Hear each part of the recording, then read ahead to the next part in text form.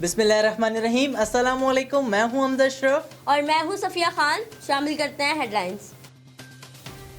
پاکستان بھارت مذاکرات کا سب سے بڑا حامی تھا، مگر مودی نے بھارت کا چہرہ بدل دیا۔ کشمیر میں حالات بہتر ہونے تک اب کوئی مذاکرات نہیں ہوں گے۔ وزیر اعظم عمران خان کی امریکی سینیٹر سے ملاقات۔ کہا ایٹمی قوتوں کے درمیان معاملات خراب ہوئے تو نتائج پوری دنیا کے لیے خطرناک ہوں گے۔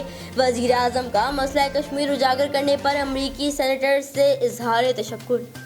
حکومت نے تو دھرنے کے لیے کنٹینر اور کھانے کا وعدہ کیا تھا، اب پریشان کیوں ہو گئے؟ بلاول بھٹو کی اڈیالہ جیل میں آصف علی زرداری سے ملاقات کے بعد میڈیا سے گفتگو۔ کہا جب حکومت خود ظلم کرے گی تو جمہوریت پسند بھی مجبور ہو جائیں گے، ہمیں بھی مولانا فضل الرحمان کی طرح انتہائی قدم اٹھانے پر مجبور کیا جا رہا ہے۔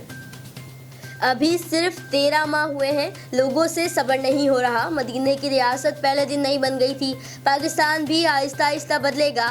عمران خان کا اسلام آباد میں سیلانی لنگر اسکیم کے افتتاح پر تقریب سے خطاب۔ کہا لوگوں کے بھوکا سونے سے ریاست میں بے برکتی ہوتی ہے، جب تک روزگار نہیں ملتا غریب لوگوں کے لیے لنگر کھانے کھولے جائیں گے۔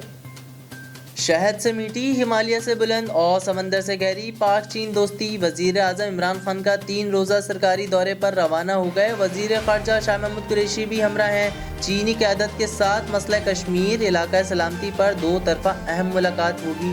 وزیر اعظم عمران خان اور آرمی چیف بھی بیجنگ پہنچ گئے۔ چین کی فوجی دستے سے اہم ملاقاتیں ہوں گی۔